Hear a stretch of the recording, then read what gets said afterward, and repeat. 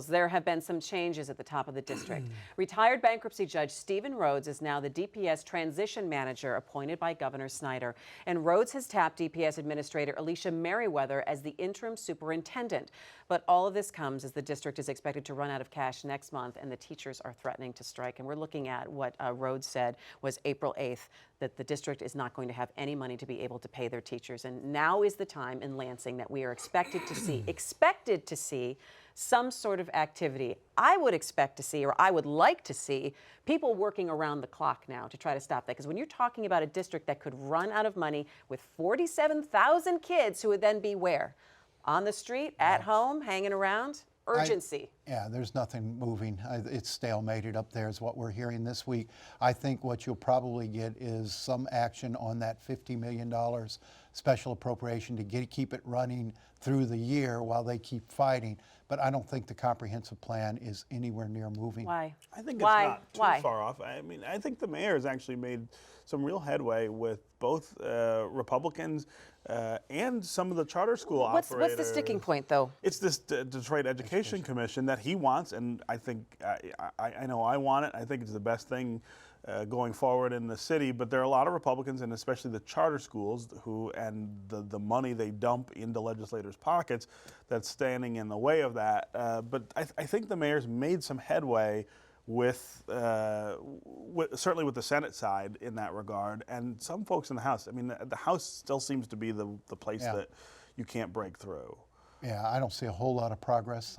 I do think they'll do some emergency funding to keep the kids in school and to keep the paychecks coming. They're almost obliged to do that. I know, but isn't that just the same lame cliche of kicking the can down the road? Of course, but you know, there's some deep philosophical differences here, and you can't dismiss the concerns about the Detroit Education Commission when you look at what's happened in some other places. These charter schools feel like if their fate is turned over to politicians, Democratic politicians who are beholden to unions, the same thing will happen in Detroit as is happening in New York, where Mayor de Blasio is dismantling a very effective charter school reform.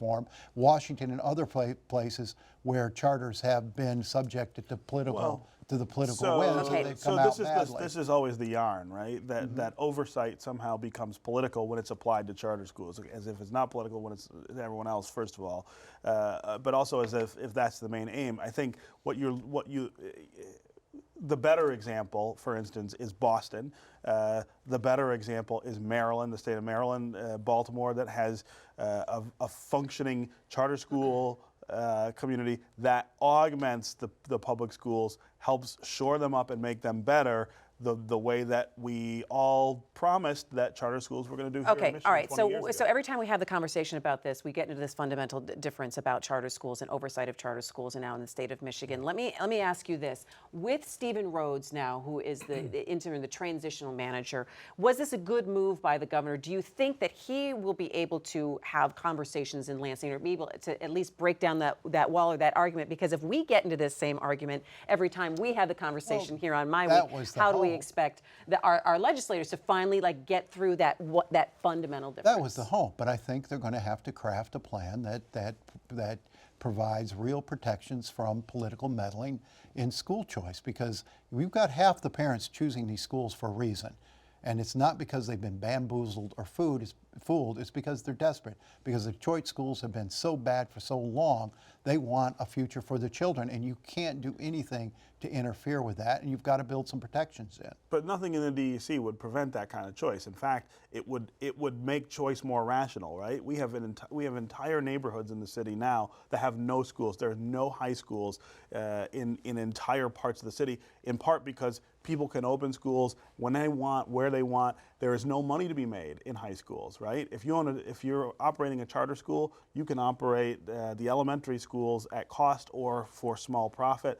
Middle schools are more difficult. High schools are impossible. And so how many charter high schools have we seen open in the last 5 years for that reason? Now, I'm not saying... The vast majority of these schools are not-for-profit.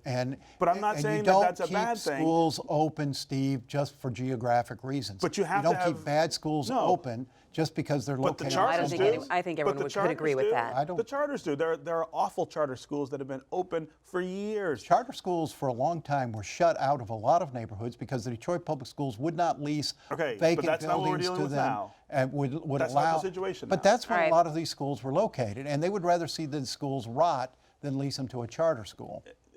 The DEC would again rationalize the way that we it's cite run schools. properly. If everything is run properly. right? Every neighborhood But we've needs saw access it, to a school. we've seen Do you not think elsewhere. that neighborhood, We've every seen neighborhood should elsewhere have a where school? these schools have been Do you subject not to think that every neighborhood politics should have and a union school? Hang pressure, on. and parents lose choice. All It's right. happened in Washington, New York, other places. I hate to do this to you, but I'm going to have to cut you guys off. We're going to watch what happens here in the next week, and we will continue to talk about DPS.